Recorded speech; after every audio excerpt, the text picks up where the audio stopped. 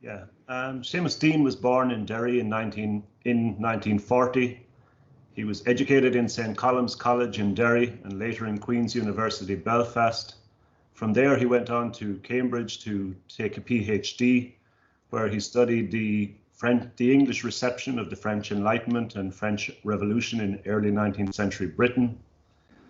Having completed his PhD, he spent a period in the United States, teaching before returning to Ireland in the 1970s to take up a position in University College Dublin, where he taught British and American literature.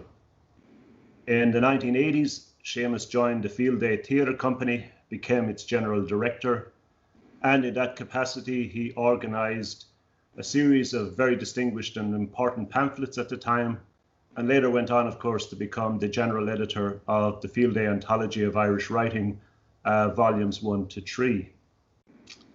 In 1993, he left UCD to take up a position with the University of Notre Dame, where he played an important role in establishing the Institute of Irish Studies at that university.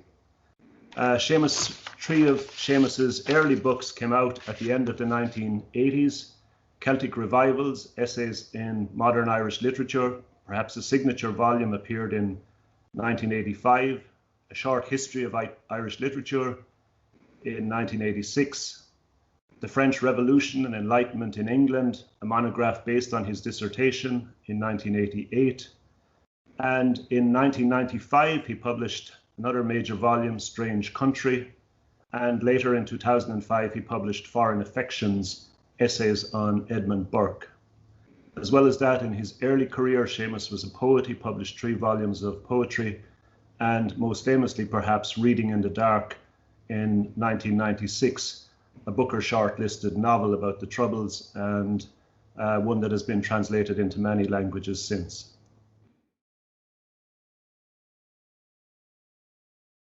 Okay.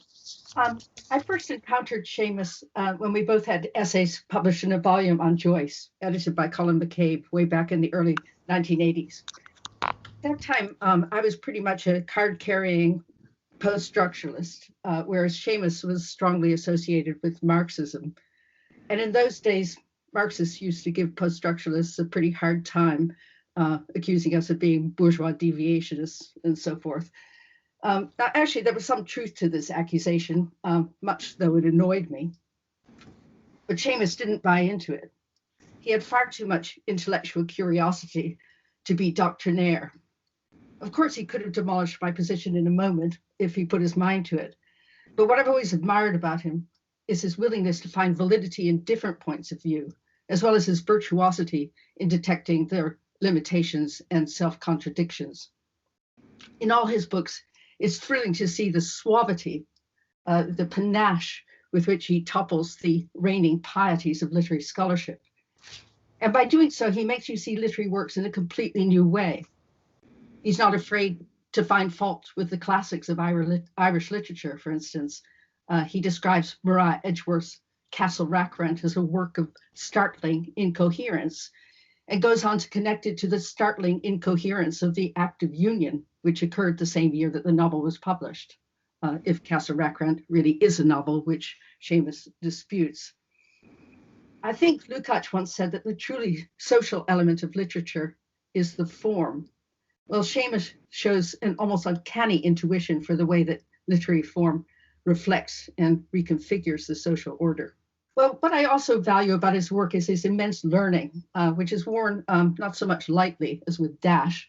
It's learning that he brings to bear on a single phrase or even on a single comma, as in his extraordinary chapters on Elizabeth Bowen in this new book.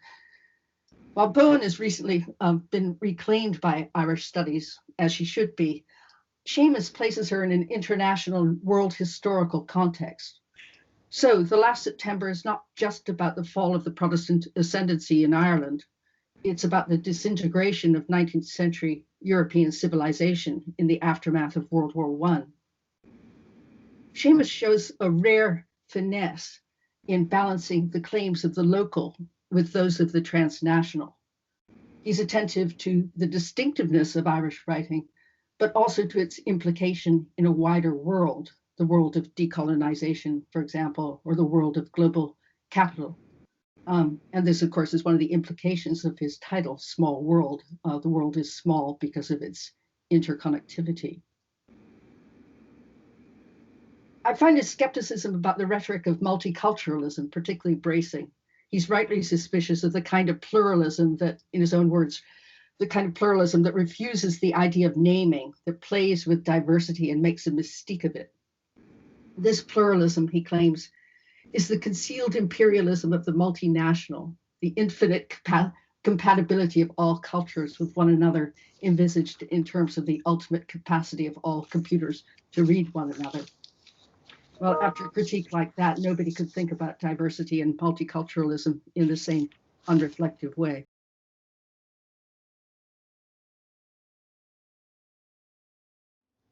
So Small World is a collection of 16 essays taken from across Seamus's long career.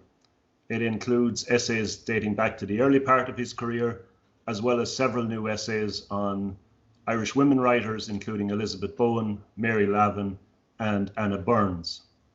One of the things that's always distinguished Seamus's career is his magnificent range, his capacity to move from the 18th, 19th into the 20th centuries. And readers here will have a rare opportunity to see that impressive range at work.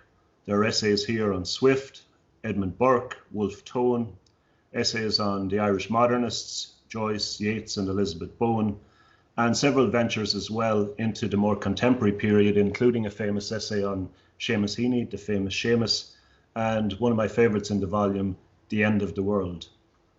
The collection is significant, I think, for several reasons. As Maud has already said, one of the things that has always distinguished Seamus's work is its intellectual versatility, its extraordinary style, its critical agility. And in the range of essays gathered here, we see all of those qualities assembled in a really remarkable sequence of essays. So I think it's significant because Seamus has been just a hugely influential figure in contemporary Irish writing, contemporary Irish criticism, and these essays, give people a rare chance to see the full scope of that career and the full range of his critical abilities.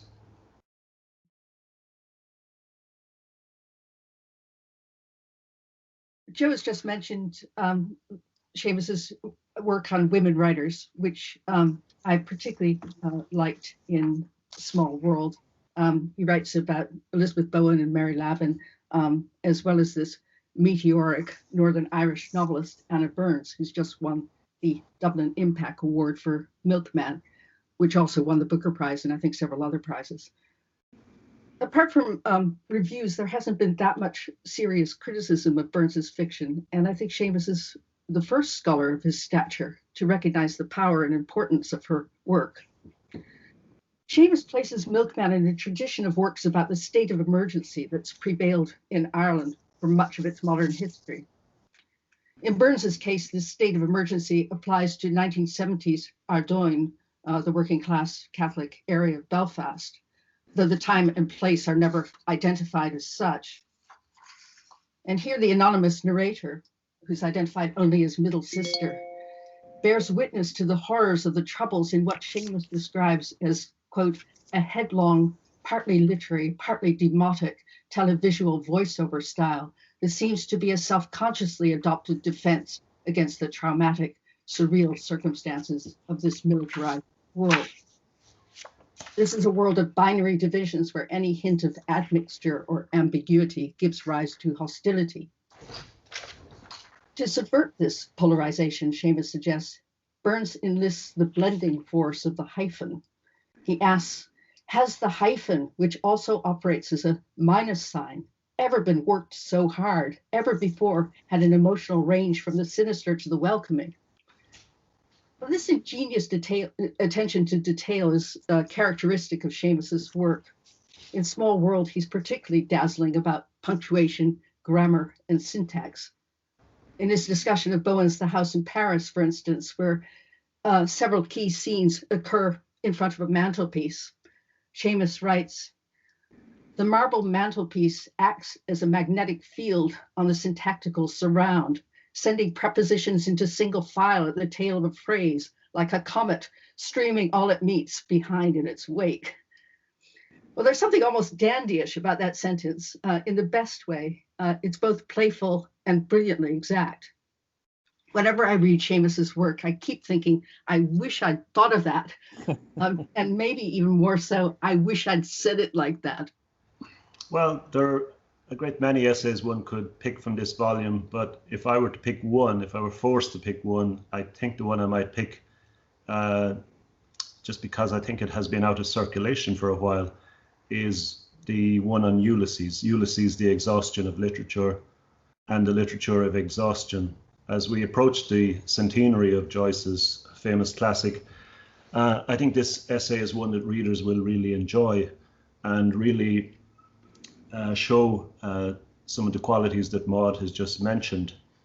The essay stands comparison with some of the many brilliant essays that Seamus has written on Joyce and with some of the many classic essays on Ulysses more generally.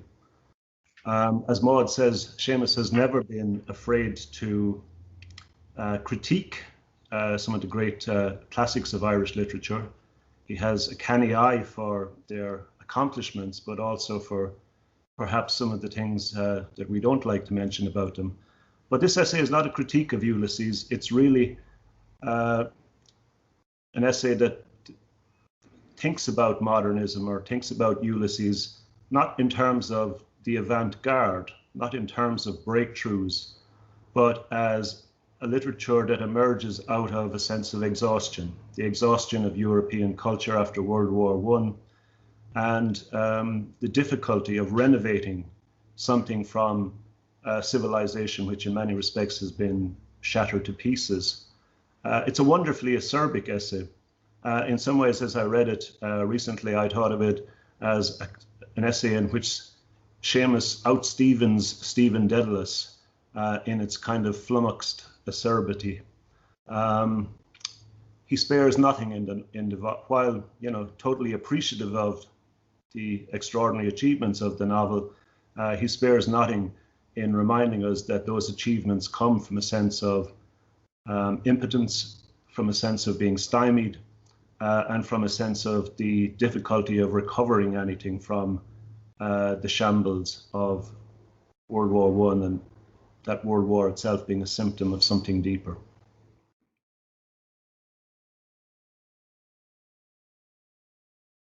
So one of the things when I was writing the foreword for this volume, one of the things that surveying Seamus's career brought home to me was just something that's perhaps not said enough, and that's his great generosity as a critic. People talk about his wonderful style, about his capacity for thinking, but also for expressing thinking in that stylish and dandyish way that Maud mentioned. But Seamus's organizational capacity, his commitment to publishing, to the anthology, which was a huge labor, to the establishing and steering the Institute of Irish Studies, his work obviously over decades with Field Day Theatre Company, all of these have hugely enriched Irish culture. The motivation for that contribution came from the sense of Irish society being in deep crisis, both north and south, in the 1970s and 1980s. And much of Seamus's work offers very fine-tuned and extraordinarily intellectually acute analysis of literature, but there's also a concern not just with literature, but with the culture and the that produces the literature, and with the need for critics to be able to say something to that society. Be able to read, obviously, but also to be able to deal with the wider social and cultural issues of the day. And in some of the essays here, I'm thinking particularly of two that were published initially as Field Day pamphlets, Civilians and Barbarians and Heroic Styles. And in the later polemic against revisionism in Wherever Green is Red, we see a different Seamus. We see a public-facing Seamus who is concerned not just to address Joyceans or people who might be interested in Elizabeth Bowen or Anna Burns, but also who a Seamus who's trying to reach a public and trying to revise not just our sense of this or that author or book, but our sense of how our culture shapes the way we think about social problems and about social conflicts more generally. One of the impetuses of the Field Day Theatre Company was that we had to rethink the language we use to talk about conflict, the language we use to talk about the troubles in Northern Ireland or about the crises in Southern Ireland, and that critics, as people who are or ought to be expert in language, had an important role to play in that. And I think one of his achievements as a critic was to make criticism actually culturally and socially important, as well as important as it should be for literature as well.